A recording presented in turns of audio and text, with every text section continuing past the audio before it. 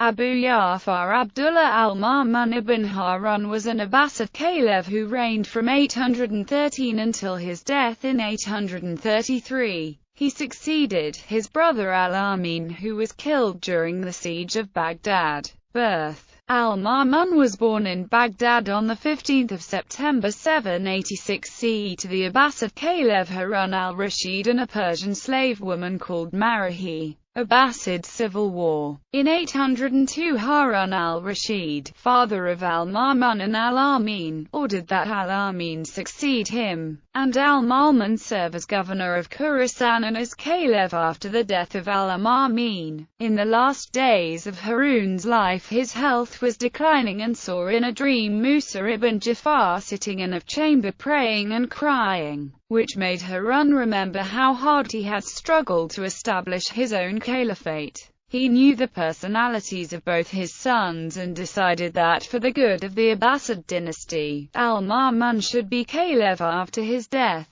which he confided to a group of his courtiers. One of the courtiers, Fadl ibn Rabi, did not abide by Harūn's last wishes and convinced many in the lands of Islam that Harūn's wishes had not changed. Later the other three courtiers of Harūn who had sworn loyalty to Harūn by supporting al-Mamun, namely, Isayrudi, Abu Yunus, and Ibn Abi Umran, found loopholes in Fadl's arguments, and Fazl admitted Harūn had appointed al-Mamun after him, but, he argued, since Harūn was not in his right mind, his decision should not be acted upon. Al-Mamun was reportedly the older of the two brothers, but his mother was a Persian woman while al-Amin's mother was a member of the reigning Abbasid family. After al-Rashid's death in 809, the relationship between the two brothers deteriorated. In response to al-Mamun's moves toward independence, al-Amin declared his own son Musa to be his heir.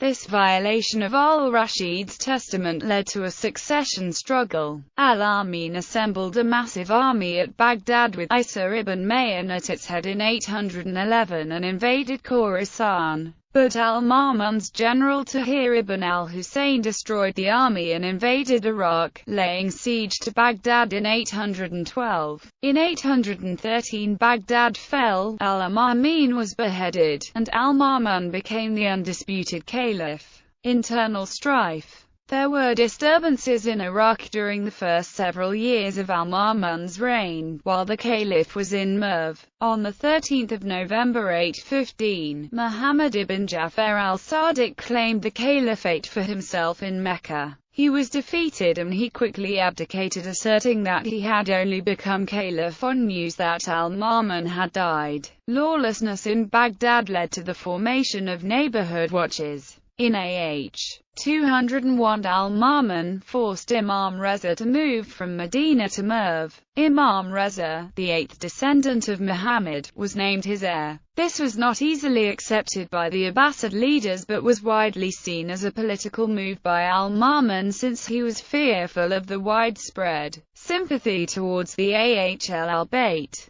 Al-Mamun's plan was to keep watch over Imam Reza. However, his plans did not succeed due to the growing popularity of Ali al-Rida in Merv. People from all over the Muslim world traveled to meet the Prophet's grandson and listen to his teachings and guidance. After a debate al-Mamun had set up with the greatest scholars of the world's religions to humiliate the Imam, the victorious Imam informed al-Mamun that his Grand Vizier, Fazl ibn Sal, had not been informing him of everything. In Baghdad, the people believed that al-Mamun was unseated, because of rumors spread by Fazl ibn Sal. Because of this, the people of Baghdad were giving their allegiance to al-Mamun's uncle Ibrahim ibn Mehdi. Al-Mamun set out for Baghdad on 12 April 818. At Tus, he stopped to visit his father's grave. Al-Mamun was troubled by the widespread support for the Prophet Muhammad's descendant Imam Reza, and the betrayal of his Grand Vizier, with the aim of gaining Abbasid support and the establishment of a new base for his rule in Baghdad. Al-Ma'mūn went on to depose Ali ar-Rida by administering poison, and arranging the murder of Faisal ibn Sal. On the last day of Safar in 203 Imam Reza died. Imam Reza was buried beside Al-Ma'mūn's father Harūn al-Rashid.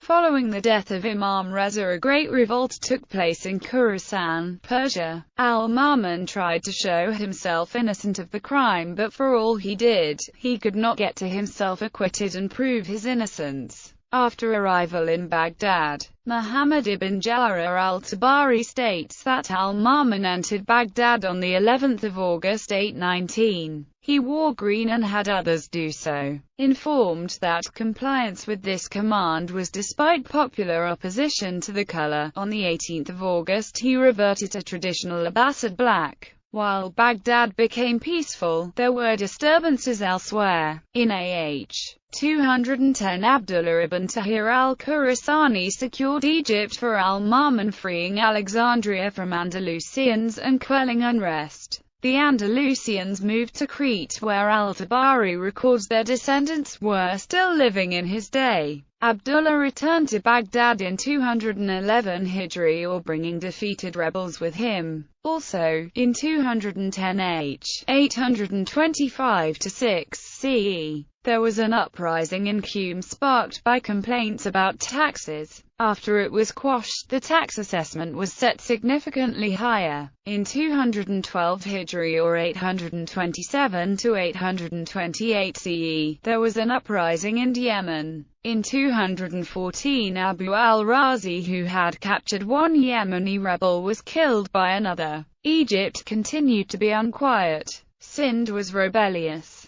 In 216 Ghassan ibn Abad subdued it. An ongoing problem for Al-Ma'mūn was the uprising headed by Babak Khorramdin. In 214 Babak routed a caliphate army, killing its commander Muhammad ibn Humayd. Wars with Byzantium. By the time Al-Ma'mūn became caliph, the Arabs and the Byzantine Empire had settled down into border skirmishing, with Arab raids deep into Anatolia to capture booty and Christians to be slaves in the Abbasid Caliphate. The situation changed, however, with the rise to power of Michael II in 820 AD. Forced to deal with the rebel Thomas the Slav, Michael had few troops to spare against a small Andalusian invasion of 40 ships and 10,000 men against Crete, which fell in 824 AD. A Byzantine counter-offensive in 826 AD failed miserably. Worse still was the invasion of Sicily in 827 by Berbers of Tunis.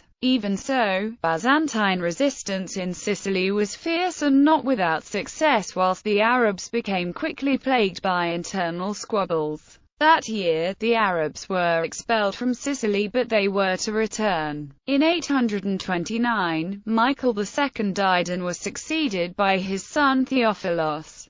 Theophilos experienced mixed success against his Arab opponents. In 830 AD, the Arabs returned to Sicily and after a year-long siege took Palermo from their Christian opponents, and for the next 200 years they were to remain there to complete their conquest, which was never short of Christian counters. The Caliph Al-Ma'mūn meanwhile launched an invasion of Anatolia in 830 AD. Al-Ma'mūn triumphed and a number of Byzantine forts were taken. He spared the surrendering Byzantines.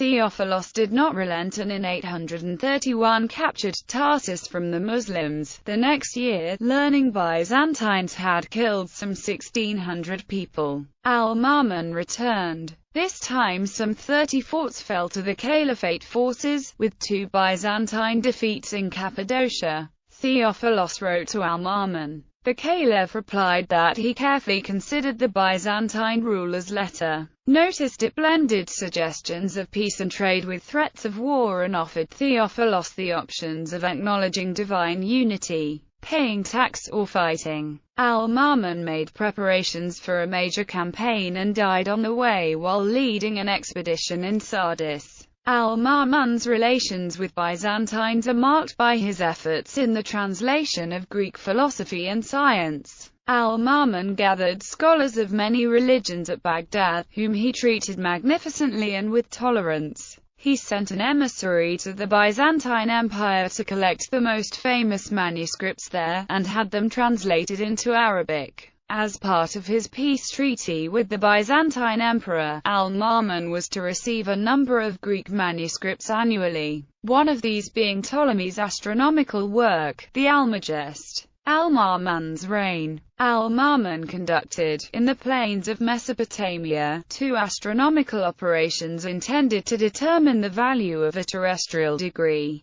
The crater Al-Manon on the Moon is named in recognition of his contributions to astronomy. Al-Ma'mūn's record as an administrator is also marked by his efforts toward the centralization of power and the certainty of succession. The Beit al-Hikmah, or House of Wisdom, was established during his reign. The ulama emerged as a real force in Islamic politics during Al-Ma'mūn's reign for opposing the minor, which was initiated in 833, only 4 months before he died. The minor is comparable to medieval European inquisitions only in the sense that it involved imprisonment, a religious test, and a loyalty oath. The casualties of the Abbasid Inquisition were only a fraction of those executed in Europe in similar circumstances. This is because the people who were subject to the minor were traditionalist scholars whose social influence and intellectual quality was uncommonly high. Al-Ma'mūn introduced the minor with the intention to centralize religious power in the caliphal institution and test the loyalty of his subjects. The minor had to be undergone by elites, scholars, judges and other government officials, and consisted of a series of questions relating to theology and faith. The central question was about the createdness of the Quran. If the interrogatee stated he believed the Quran to be created, he was free to leave and continue his profession. The controversy over the minor was exacerbated by Al-Ma'mūn's sympathy for Mu'tazili theology and other controversial views. Mu'tazili theology was deeply influenced by Aristotelian thought and Greek rationalism, and stated that matters of belief and practice should be decided by reasoning. This opposed the traditionalist and literalist position of Ahmad ibn Hanbal and others, according to which everything a believer needed to know about faith and practice was spelled out literally in the Quran and the Hadith. Moreover, the Mu'tazilists stated that the Quran was created rather than co-eternal with God, a belief that was shared by the Jamites and parts of Shia, among others, but contradicted the traditionalist Sunni opinion that the Quran and the divine were co-eternal. The fact that the Mu'tazili school had its foundations in the paganism of Greece further disenchanted a majority of Islamic clerics. During his reign, alchemy greatly developed and the pioneers of the science were Jabir ibn Hayyan, and his student Yusuf Luqwa was patronized by Al-Ma'mūn. Although he was unsuccessful in his attempts regarding the transmutation of gold, his methods greatly led to the patronization of pharmaceutical compounds. Caliph Al-Ma'mūn was a pioneer of cartography, having commissioned a world map from a large group of astronomers and geographers. Many geographers, many astronomers, many mathematics scholars made this map. Historians of geography knew of this map, but by its name only. The map is in an encyclopedia in Topkapi Saray Museum in Istanbul. The map shows large parts of the Eurasian and African continents with recognizable coastlines and major seas. It depicts the world as it was known to the captains of the Arab sailing dhows, which, with planks secured by palm fiber ropes rather than nails, used the monsoon wind cycles to trade over vast distances. Western historians recognize that by the 9th century, Arab sea traders had reached Canton, in China. The Caliph Al-Ma'mūn map illustrates how far the Muslim cartographers departed from earlier world views. The maps of the Greeks and Romans reveal a good knowledge of closed seas like the Mediterranean, but little understanding of the vast ocean expanses beyond. Although al-Mahdi had proclaimed that the caliph was the protector of Islam against heresy, and had also claimed the ability to declare orthodoxy, Religious scholars in the Islamic world believed that al-Ma'mun was overstepping his bounds in the minor. The penalties of the minor became increasingly difficult to enforce as the ulama became firmer and more united in their opposition. Although the minor persisted through the reigns of two more caliphs, al-Mutawakkil abandoned it in 848. The failure of the minor seriously damaged caliphal authority and ruined the reputation of the office for succeeding caliphs. The caliph would lose much of his religious authority to the opinion of the ulama as a result of the minor. The ulama and the major Islamic law schools became truly defined in the period of al-Ma'mun, and Sunnism, as a religion of legalism, became defined in parallel. Doctrinal differences between Sunni and Shia Islam began to become more pronounced. Ibn Hanbal, the founder of the Hanbali legal school, became famous for his opposition to the minor. Al-Ma'mun's simultaneous opposition and patronage of intellectuals led to the emergence of important dialogues on both secular and religious affairs, and the Bayt al-Hikmah became an important center of translation for Greek and other ancient texts into Arabic. This Islamic Renaissance spurred the rediscovery of Hellenism and ensured the survival of these texts into the European Renaissance.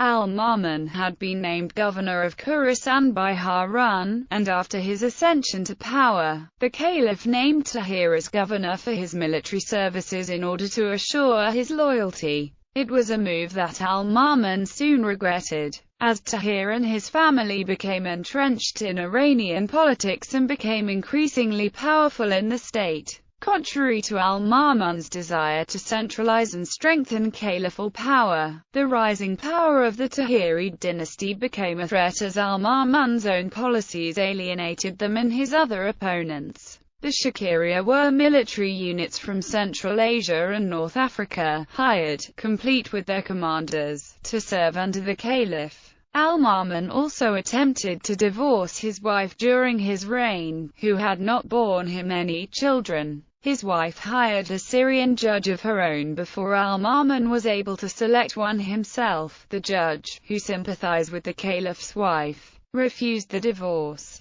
Following al-Ma'mun's experience, no further Abbasid caliphs were to marry, preferring to find their heirs in the harem. Al-Ma'mun, in an attempt to win over the Shia Muslims to his camp, named the eighth Imam, Ali ar-Rida, his successor, if he should outlive al-Ma'mun. Most Shiites realized, however, that ar-Rida was too old to survive him and saw al-Ma'mun's gesture as empty. Indeed, al-Ma'mun poisoned Ali ar-Rida, who then died in 818. The incident served to further alienate the Shiites from the Abbasids, who had already been promised and denied the caliphate by al-Abbas. The Abbasid Empire grew somewhat during the reign of al-Ma'mun. Hindu rebellions in Sindh were put down, and most of Afghanistan was absorbed with the surrender of the leader of Kabul. Mountainous regions of Iran were brought under a tighter grip of the central Abbasid government, as were areas of Turkestan. Shortly before his death, during a visit to Egypt in 832,